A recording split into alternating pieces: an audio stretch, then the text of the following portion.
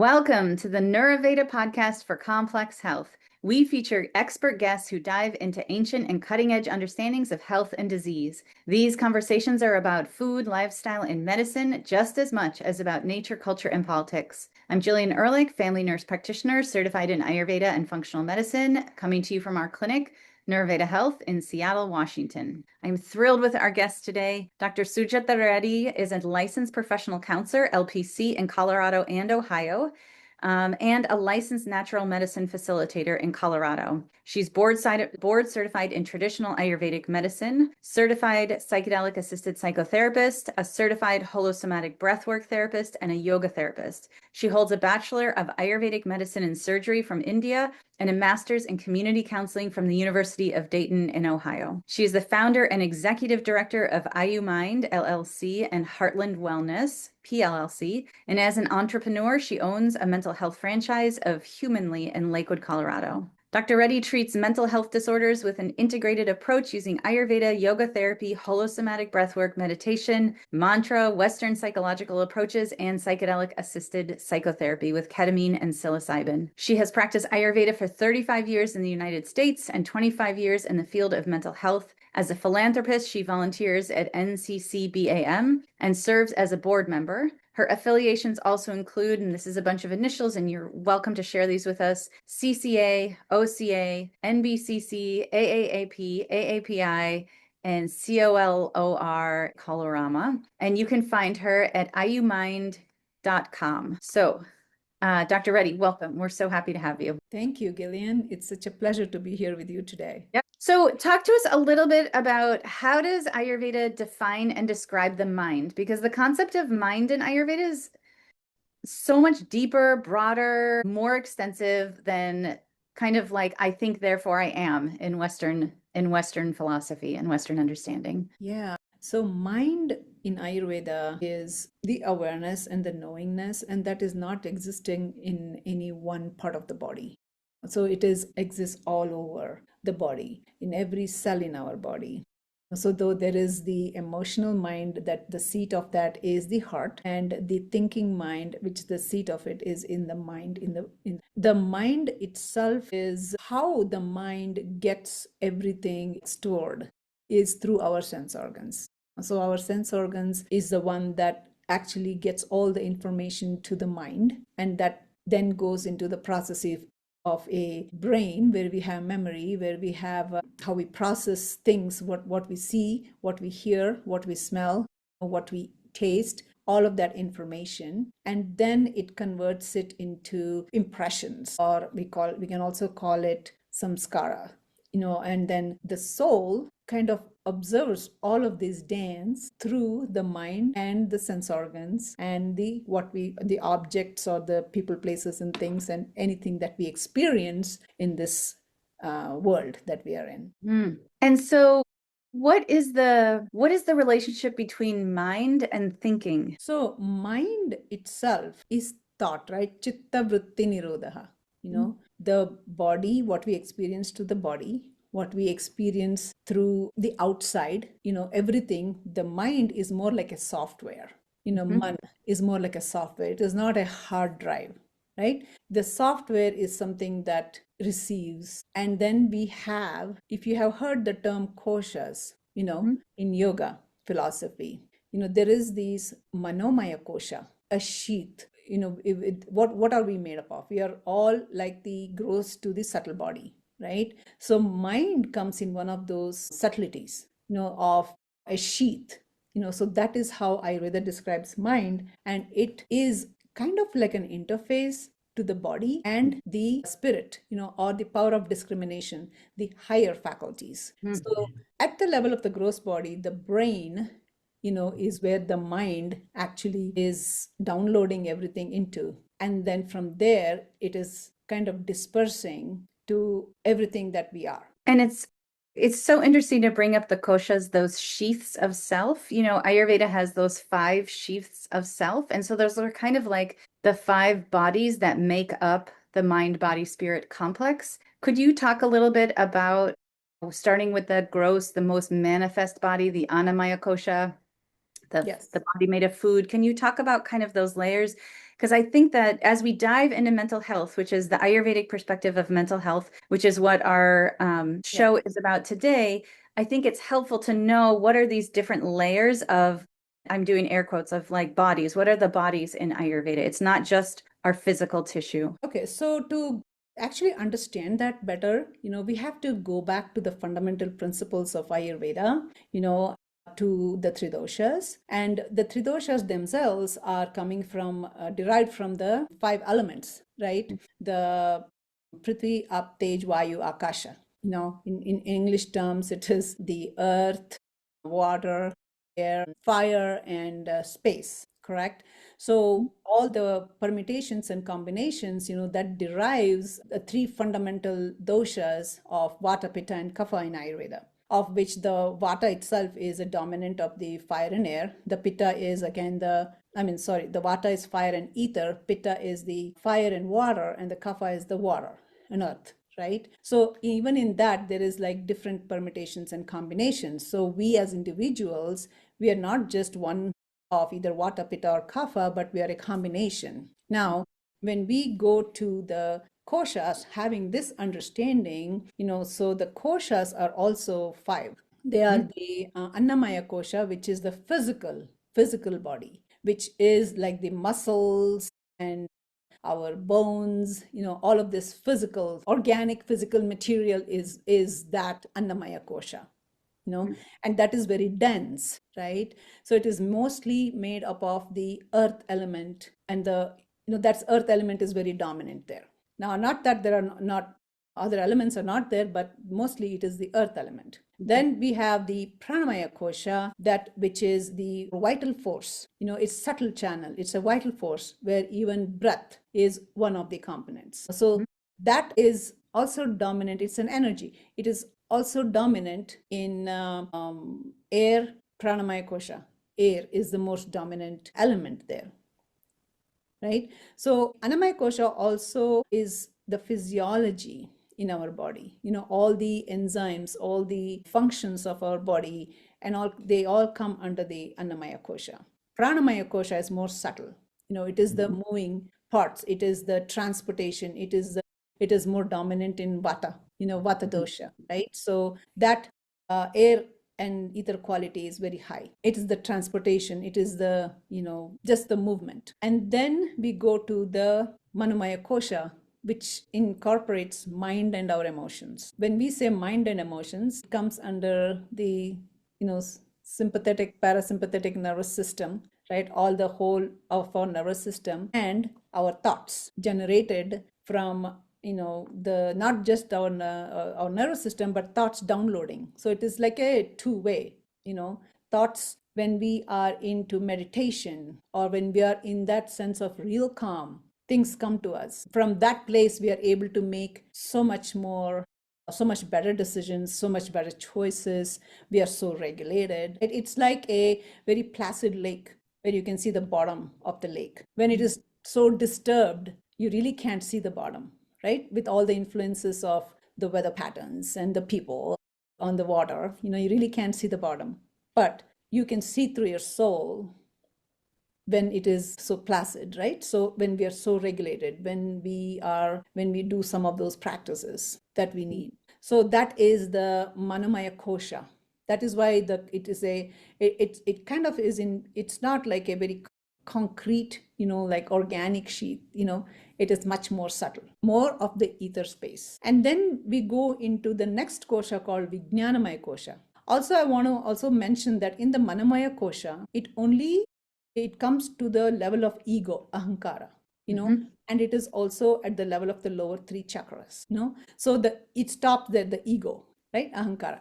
Now, when we move to the Vijnanamaya kosha, what is that? That is the wisdom sheath, where we have the power of discrimination. So if we have to say, hey, if don't touch that is hot, right? To even know that is hot, that power of discrimination. Children, will not know, you see. So the power of discrimination develops with time and wisdom. If there is some sort of a blockage to that, there is no insight, there is no wisdom, there is no remorse, there is no clarity. So these are all blockages to our experiencing like full potential. So that is the Vijnanamaya kosha.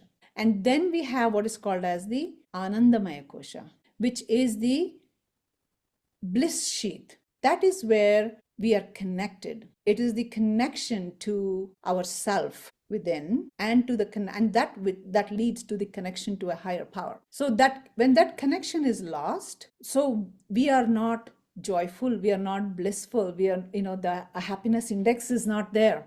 Either we experience unregulated emotions, then what is happening, that translates to our physiology not producing the right amount of the hormones, to feel good, right? To feel healthy, to feel good, to feel regulated. And so it is affecting all the koshas from that point when we are blocked and not connected to self. It's so fascinating when we think about mind and we think about mental health. Mental health, I feel like in Western is often kind of it's in some ways a blob. There's like anxiety or depression, there's feelings. But I think in the Ayurvedic system, we can really see when you look at these bodies, this Annamaya kosha, the food body, this Pranamaya kosha, this breath body, this Manomaya kosha, the body that is the mind up to the level of ego. So not connected to source, but really at the level of ego, of self and identity.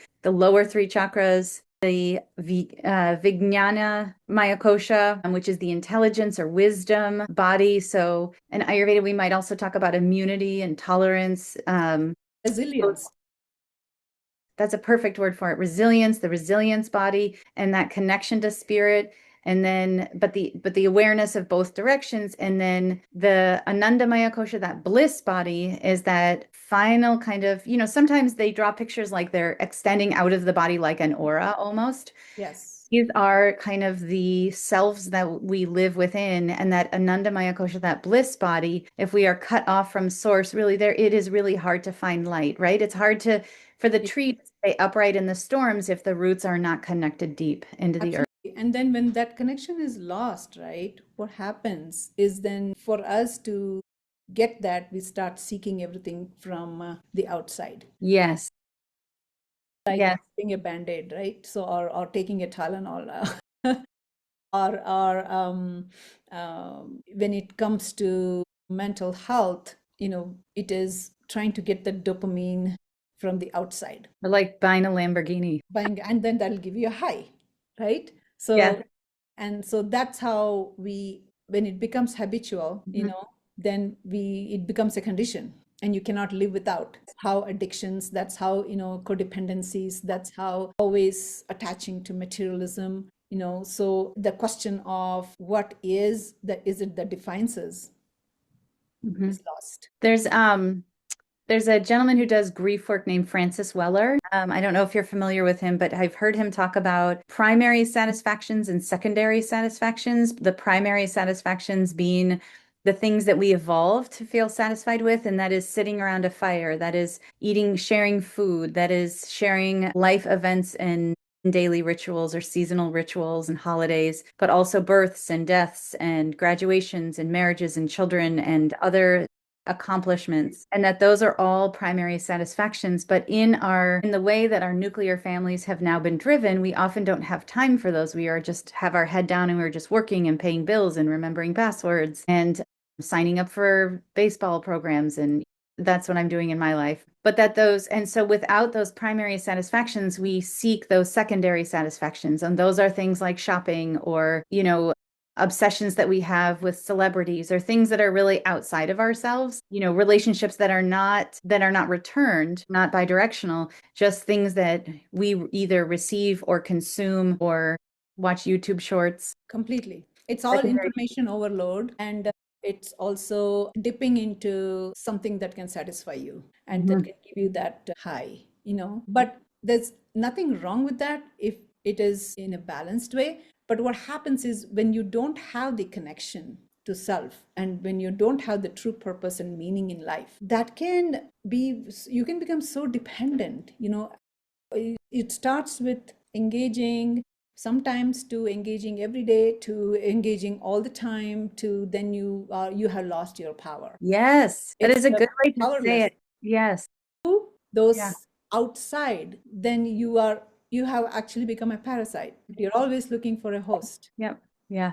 Very fascinating. And so, how does Ayurveda talk about mental health or mental illness? And I'd like to kind of come back to the koshas and kind of like the mental health that arises in each kosha or the mental illnesses that might arise in each kosha. But broadly, under the umbrella term, how does Ayurveda describe mental health or mental illness? In Ayurveda, actually, there's nothing called as a mental health. All about dosha, regulation. Ayurveda does not actually separate the mind, right? It Mhm. is the whole body, whole mind imprint. You are born with the genetic imprint, and even before you're born, we only know you after you're born.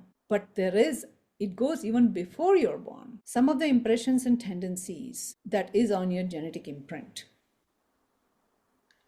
So for those of us who believe in this philosophy of soul and karma and all of that, right, it is a continuation from one birth to another. Say you kind of had a catastrophic event and accident and you passed away in your previous birth. That's an impression and it's a continuum. So you're going to be born with that information, that it doesn't go away. You're not kind of, you're born with that genetic imprints, and there are tendencies, and the soul is going to choose your parents for whatever that soul needs to kind of choose what it needs to work with and what you need to evolve into and how to be supported and how to break these patterns. So Ayurveda also goes back to even pregnant women. When the woman is wants type of lifestyle, everything is needed for her to make her garbha, we call that, right, uterus,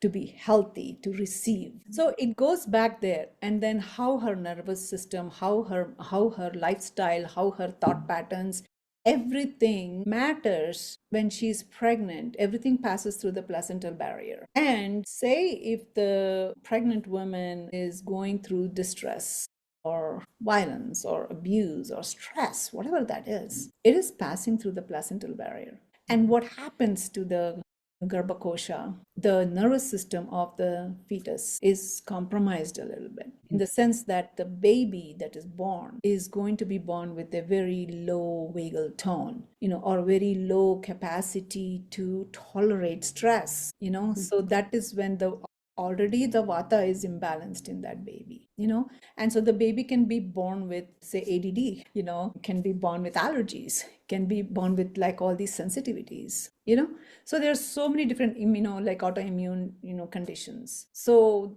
those can be there by birth, or it can be dormant so easy that any external environment can easily kind of trigger it, whether it is mental or a physical condition. So that dysregulation can happen, and if it continues, it can form a total impression, and we also call that a very deep imprint, and it's called formation of samskara. And what happens with that is the depletion of ojas, and our resilience and our vitality is compromised. And ojas is that life-giving principle that is is. the higher principle of vata. So when vata is dysregulated, the ojas is depleted. And so happens at the level of the body and the mind. And so I just want to reiterate that concept because it's so beautiful that in Ayurveda, because the mind and the body are not separated, there is no definition of mental health, and there's no necessarily condition which would just be a mental illness. Like everything will be a whole mind-body complex. Yes, there are mental health it described, like it is there, but it is not just associated only with the mind. It is talked about in our samhitas as a manoroga. There's a whole branch of science there, of the science of the psychiatry, but it is the way it is designed is not to just separate the mind. It is also how it's a complete embodiment of mind and body. Yes. And mano roga, manas being the mind, roga being disease. So Disease. diseases, yeah. Disease, right? And it also it is also called bhuta vigna. Bhuta is also another complexity of the mind. And bhuta also can be entities. Bhuta also can be the mahabhutas, pancha mahabhutas. And So those are the it depends on what context you're using that term bhuta. fascinating. Interesting. Like And so COVID can be a bhuta. one more time, please. COVID can be a bhuta. COVID, yes. Right? So, anything that is unknown can be called a bhuta. And the Pancha Mahabhutas are the five, Pancha meaning five, Maha meaning great, Bhutas meaning elements. And Yes. that's where we get space, air, fire, water, earth. Those are the five major elements. And so any smaller. I'm sorry. So when you say mental health, right, it is the health of the complete person. It's not just the mind. So because if somebody is experiencing distress in the mind, it affects your gut, right? And you're not hungry. So how is it separate? Right. It's not. It's not, right? Yeah, very simple. And so let's go back to those koshas, to those sheaths of self. Can you talk a little bit about kind of the mental illness, what we would call in Western medicine, the mental illnesses that might come with each of the koshas? Yeah. When we are looking at, Ayurveda, there is a beautiful way of looking at how to treat your mind is through your body. If you want to access your mind, first you start with the body. And if you want to access your body, start with your mind.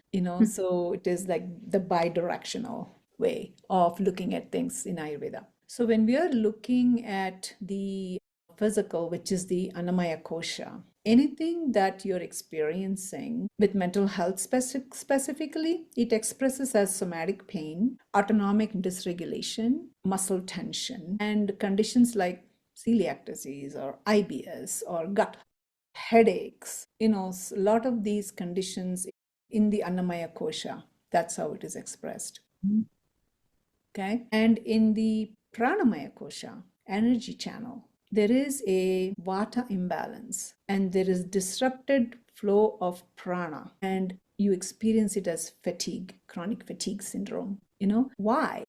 Very simple is, let's talk about one of the components of the Pranamaya kosha energy body is breathing. When we are stressed, our breath is compromised. We're not even aware, we are checked out. Breathing is involuntary. So you're breathing shallow. And when you're breathing shallow, there is heart rate is going up, right? So there is dysregulation of the heart and the breath. And that is sending a signal to your brain. And what is the brain doing? The pituitary gland is the master gland. It's saying, whoops, there's something wrong. So I'm going to have to, it'll send messages to your adrenal cortex, adrenal glands to secrete cortisols. And then these cortisols are running in your body to regulate you, right? To manage your stress. So that is how, again, it kind of, even your breath is now dipping into the Annamaya kosha to express that. You may have symptoms of like anxiety or panic attacks. So that in the Pranamaya kosha, those can be very dominant. And then we move to, again, the Manomaya kosha, which is mind and emotion. So there, you can experience, again, the disconnection, right, at the level of the ego. So the disconnection, which is then leading to, say, worry, causing anxiety and rumination, being stuck, constant rumination, unable to sleep, depression. These are some of the things that you're going to experience at that level. And Vijnanamaya kosha is the wisdom sheath, right? There you're going to experience confusion. You're confused. You don't know what to, how to get out of certain things. You don't know what is the right thing for you. Very confused. I have clients saying, I don't know what to do. I can't make a decision and I lose interest. So there's poor insight, decision issues. So that's what is expressed at the level of the Vijnanamaya kosha. And at the level of Anandamaya kosha, again, we talked about disconnection. You feel numb. There's lack of joy. Disassociation. Disassociation completely. And anhedonia. Anhedonia, yes. Yeah. So this is how, it expresses in all these koshas. And there is depletion of the prana, ojas, tejas, these higher principles of the doshas, and also There is the manas prakriti, the sattva, rajas, tamas. The rajas and tamas, tamogunas are imbalanced. Can you talk a little bit about about sattva, rajas, and tamas, those three qualities? Yes. So in our lifetime, the goal is to move from tamas to rajas to sattva. Sattva is the highest state of your mind, pure. It is pure. It's the highest state. That is the ultimate goal for us. We need all three, by the way. So sattva is the pure state of mind, and the rajas is where there is desire, ambition. There are like dualities in that too. If you are in a good place of sattva, the rajas and you can have good desires, you can have healthy desires, you can have ambition, healthy goals. Those things are fine to regulate yourself and all that. But then if it is imbalanced, then you can experience anger, jealousy. These are all the lower traits. All of these imbalances, when it is imbalanced, you can experience these symptoms, negative emotions, negative thought patterns, distortions, thinking flaws. In tamas also we need to sleep, right? That is tamoguna. Sleep and rest is important. That is tamoguna, right?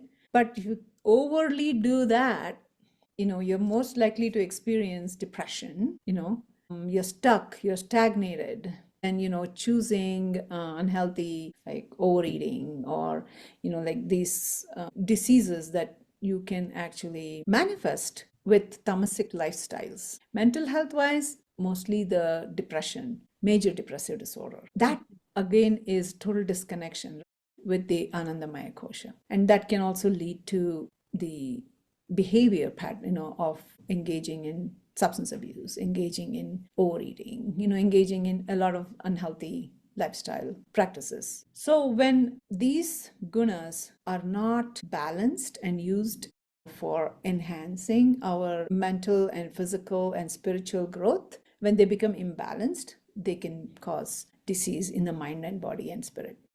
Yes, excellent. And we see these conditions. We know these conditions. See them in ourselves and in our family and our friends, and obviously in the movies and media. Life itself. Life itself, yes. Yes, it is not. We will always have some sattva, some of that balanced kind of meditation mind, that clear patience, unending patience, clarity, resilience. We'll always have some rajas, which is all that activity and movement and change. I always think about eggs being rajasic in nature, and that's why they're a breakfast food, not a dinner food. Completely. And then I think, and then tamasic influences we need for sleep. We need the mind to be heavy enough to close for the night, and we need to be able to rest. And other tamasic qualities are kind of darkness and heaviness. So we need that to be able to not just meditate, levitate off the planet. We need to be. We cannot. When you're having the tamas, too much tamas, you really cannot meditate. You're shut down, right? So you really have to bring the person back to social engagement, which is through, again, Ayurveda. We use the panchakarma, moving the body to reach the mind. Yes. Because the mind is now incapacitated. Now what you do is you do passive treatments like moving the body. Like application of oils and application of different therapies to the body, even cupping or marma points. Awaken that. Yes. Awaken that rajas. Yes. So you move from tamas to rajas to sattva. And how we do that in Ayurveda is beautiful. Talk to us a little bit about what that process can look like, or how you do that in clinic with patients. So, we can think about it like in 3 steps. One is to like stabilize if somebody is really hyper aroused with anxiety, calm the nervous system, pacify vata, and then you rebuild the ojas. And then you process to release the samskaras. Like with the massages, a lot of things can be loosened, and the herbs that we use in Ayurveda, that to release samskaras, and that can also balance the rajas and tamas. And it can, with therapy and, with all the help of therapy and all that, you strengthen the clarity and insight of that person. And then there is, integration, like to integrate, is to restore the sattva, the ojas, and the ahankara. To restore them, they're kind of broken, they're kind of not there fully. So to restoring them, like we use rasayanas for that. and to reconnect with purpose and meaning. We tap into their own ways of connecting to a higher power, what are their core beliefs, what are their belief systems. So we help them with doing that. So if they're totally depressed, no, you cannot tell them to go meditate. They're not going to do that. Right? So meditate on how terrible everything is. Yeah, so they're not going to do that, right? Yeah. So with Abhyanga, Shirodhara, Nasya, how can you reach the brain, the operating system, Yeah. to clear the, the crystallized, that's how do you break it, So this is how. And then there is also pranayama, the breath work, the, holosomatic breath work, somatic breath work that can literally release a lot of the blockages. What is holosomatic breathwork? So holosomatic breathworks involves the breath and the body to kind of, because you might have heard about how trauma is, anything is stored in the body, like every cell in our body. The body keeps the score, that book. In Ayurveda, there is not an exact term for trauma, but it can be said like apaghata. Apaghata is catastrophe. So things like that can define like the word trauma in Ayurveda. If there is an apaghata, if there's a catastrophe, at what level? It could be nature, it could be some accident, it could be abuse, it could be anything, right? And also there's also the habits that can cause distress, whether it is addictions or whether it is, relationships, it doesn't matter, in situations that can happen in your life. That is also very traumatic. So that what happens is the more if it starts with the mind, if it is not taken care of at the Manamaya Kosha, then it will dip into the Annamaya Kosha, crystallized. If a disease is not, say it starts with your body, say somebody meets with an accident, there's a wound, and immediately if that is not taken care of at the level of the body, then it seeps to the mind, it gets ingrained, and your template is formed. It's like a software is formed where now you're developing a fear of driving, you see. So it can manifest like that if you leave it long, if it is not taken care of within the first 6 months, I would say. And that is why a lot of the childhood traumas, when the brain is not completely developed, it's like there's a template that is formed. And as a teenager, because of that, your choices of dating, that from that energy, you're attracting the type of, people that are also going to manifest the same way that you experienced as a child, whether it's a childhood or an adult, if that is not taken care of. And it's interesting to think about, do we choose that same energy because of what is familiar, or do we choose what is that same energy because our mind is wanting to work on it and we need it to have it in our environments? It keeps repeatedly showing up because it's stuck like a record, it's like there's a dent in the record, right? It just goes back to that. It's not able to move forward. Or in the groove.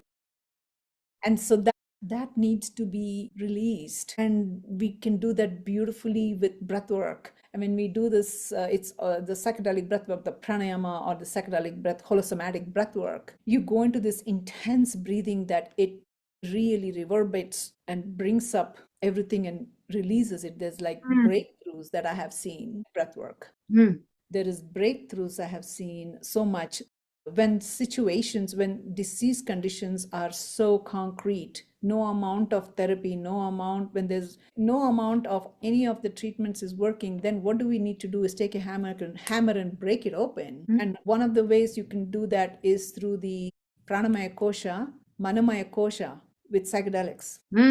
Does Ayurveda have a framework of thinking around psychedelics? Absolutely. But we don't, we're not taught that way. We're only taught with, there are some of the psychedelics that are used in our formulations, like datura, like marijuana, like that's like I can name, they'll use them in formulations. Like I said, we don't like only target the mind in Ayurveda, right? But say you administer, psychedelic mushroom to a trauma client with deep-rooted trauma, they can have a breakthrough, but guess what? They may not be able to completely heal because there is so much crystal ama sitting in the other kosha. So in my practice, I have my clients do cleansing, Ayurvedic panchakarma, to completely soften the ama. Ama can be at every level. It can be at all the different levels of all the koshas. So with the different ways of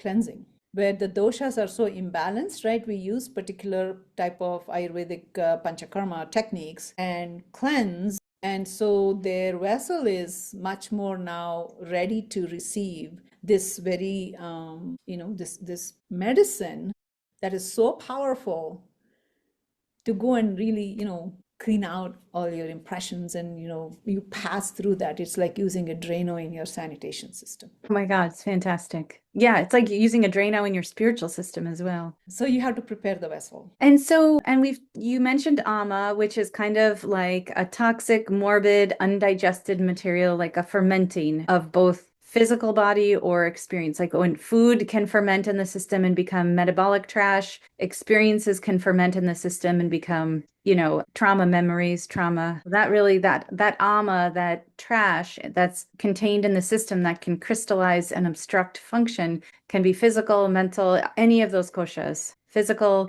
breath body, mental body, wisdom body, bliss Yes. body. So the word ahara comes to my mind. Ahara is what? Ahara is what we ingest. It's not just food that we eat. It is what we see, what we hear, what we experience. That is also ama.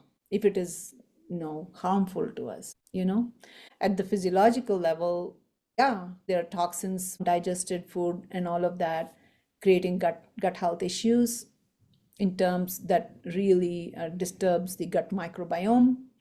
Microbiome is the 80% produces serotonin,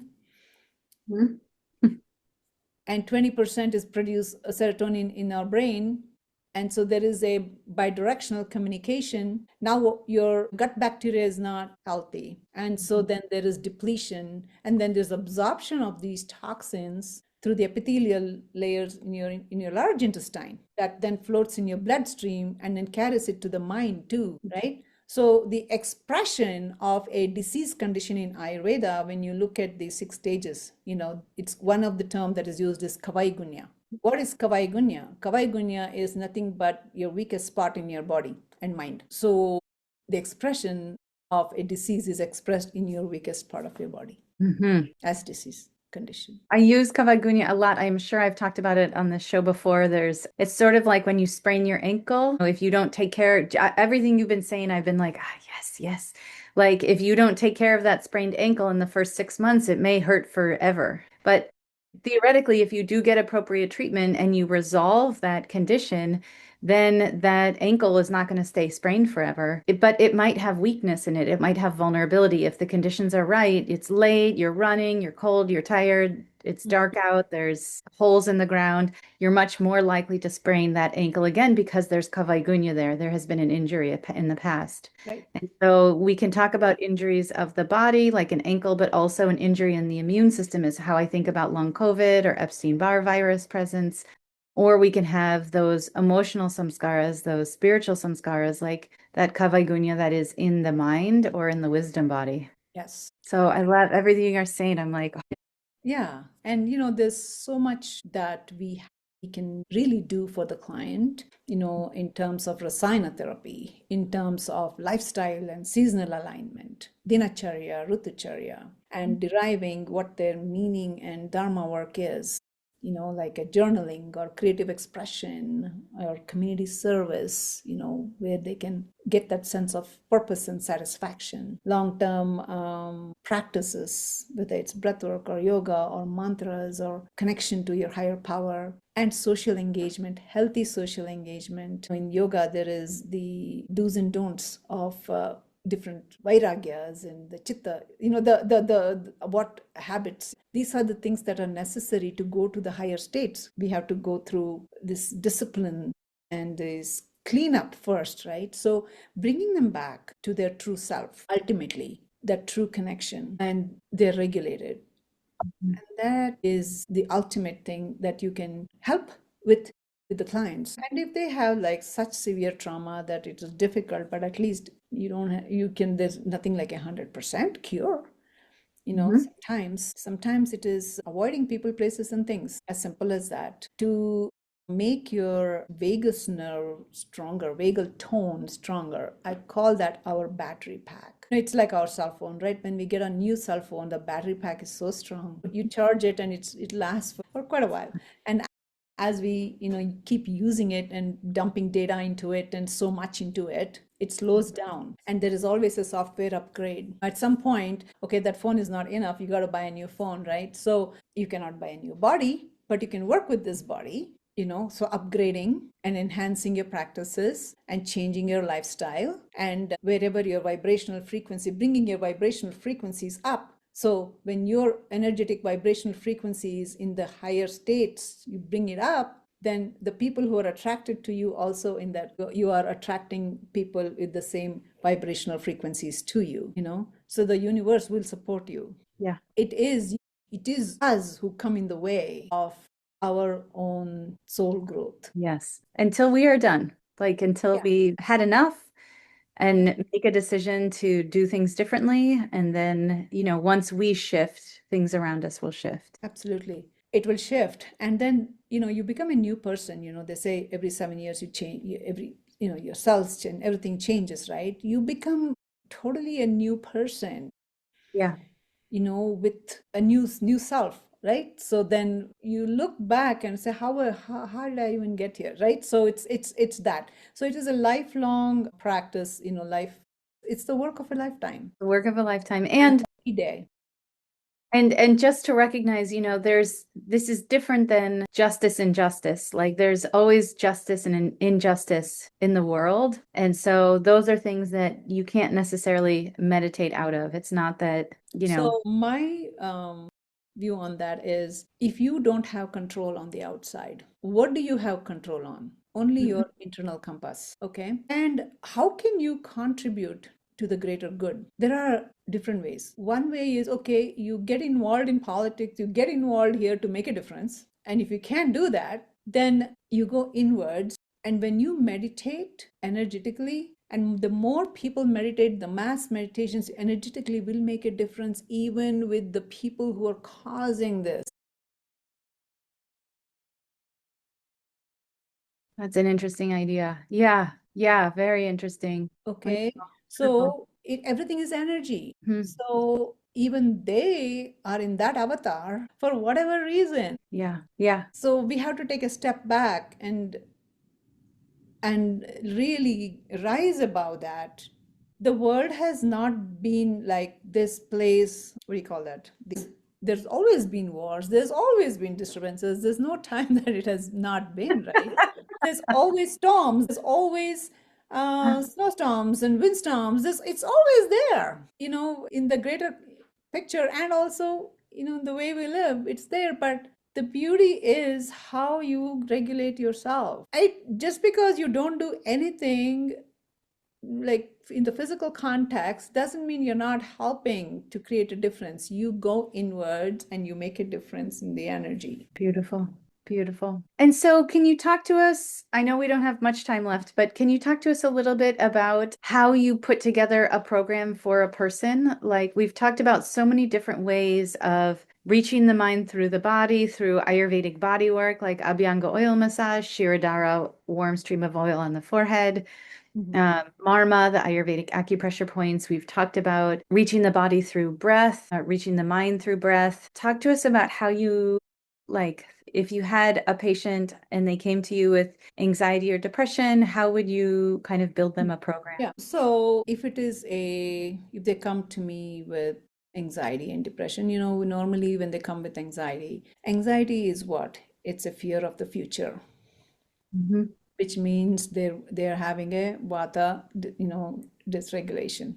Yeah. And so in Ayurveda, opposites balance, like increases likes, and opposites balance. That is the main fundamental concept. So if the vata is imbalanced, then we have Abhyanga, we have Shirodhara, we have the Anulom Vilom Pranayama, and the types of pranayama that can, calm the vata down.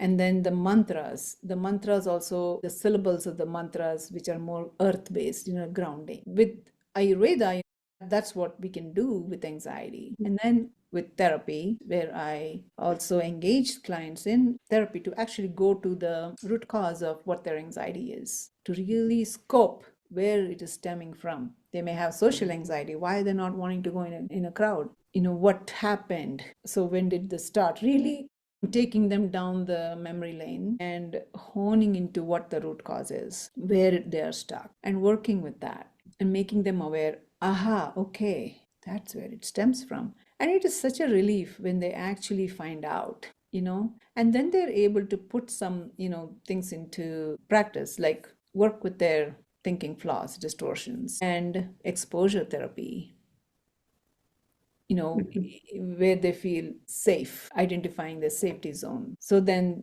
they can step into that situation where they don't feel threatened, right? Some people are in a crowd, they're always sitting in a crowded room and looking at the exit door. They want to be very close to the exit door. What happened there? Why? So, going therapy really helps with that.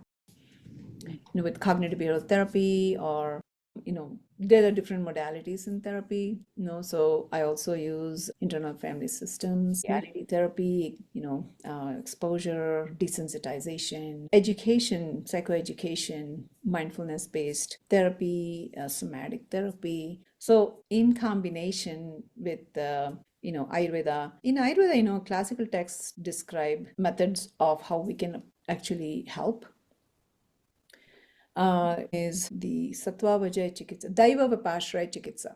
There's three: Daiva Vipashraya Chikitsa, Yukti Vipashraya Chikitsa, and Sattva Vajaya Chikitsa. Daiva is divine interventions. It could be mantras, rituals, prayers, this type of interventions. And then there is Yukti Vipashraya, where you give Ayurvedic treatments and you give the herbs and those type of treatments. Then we have the Sattva Vajaya, is the therapy, social support system therapy. These are the main things. With that was, there's Vata trauma, mental conditions, there is Pitta, conditions, then there is Kapha conditions. So depending on that principles of like increases like and opposites, balance, we pick the herbs, we pick the treatments, all of that alongside therapy. And that's how I approach my clients.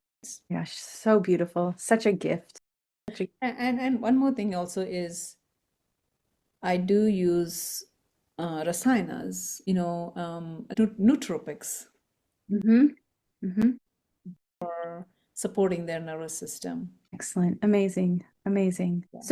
So just before we close here, anything else you'd like to say kind of on this topic that we haven't hit or need to just mention on Ayurveda mental health? Yeah, I would say that all in all, mental health in Ayurveda is not just the mind, it is more of a metabolic disorder, It is more the ama-based, type, the whole person-based type. So if anyone is coming with a mental health condition, to really understand if it is a brain disorder, a neurological disorder, or a metabolic disorder.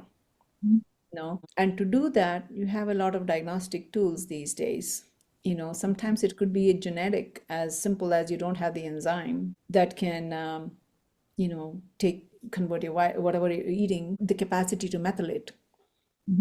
You see, so that is a barrier that you're lifelong going to suffer no matter what you do. It's important to identify if you have a genetic predisposition, or is it something situational that happened that has caused this. Very important. That's what I would say, is really know where your mental health condition is coming from. Beautiful, beautiful, beautiful. Thank you. You're welcome. Thank you. Thank you. It has been a wonderful treat. I feel like this show has been a meditation, just because it is so helpful to remember those koshas and remember that mental health arises out of all of these different bodies, and that we come with some scars, we come with genetic impressions are not just the DNA of our parents, it's also that spiritual, non-physical DNA, so to speak, of the being that we are coming into this world. And it's always been a relaxing thing for me. Like, oh, if I don't take care of this problem, I'll just work on that next lifetime. Like, I can just push that. Yeah. Pushing is not, it's an avoidance, right? Yeah. And sometimes, yeah. But, sometimes it's like, I can't clean the kitchen today. I'll work on the bedrooms. And then Sure. you'll do the kitchen tomorrow. And eventually, the kitchen will be the next life. Yeah. Yeah. And you can actually pick and choose what you want to work on. No, Yeah. that's Yeah. willpower, right? So, yeah. And that's again going back to the Anandam, the Manomaya Kosha, Vijnanamaya Kosha. Yeah. Yeah. Yes. Yes. Good. So, Dr. Reddy, thank you so much for being here. To find you, folks can go to ayumind.com, AYUMIND.com, and you are in Denver, Colorado. Is there anything else you'd like to mention about your practice or about people finding you? Yeah, definitely through the website is the best to contact us. We have all the services we offer on our website, and you can also directly email me, sujatha@ayumind.com, if that is easier. Normally, I do like a free consultation for about 10-15 minutes to really see how best I can help, and then schedule appointments and then go from there. Yeah. Great. And Sujatha is SUJA. Yeah, yes, it is Sujatha@ayumind.com. Great. Wonderful. Thank you. And thank you all who are listening at home. We love that you've joined us today to discuss how to make our whole world medicine. We rise or fall together and are committed to sharing knowledge and insight that empower us and our communities towards greater health. Thank you for listening to the Ayurveda podcast for complex health, and we'll see you next time.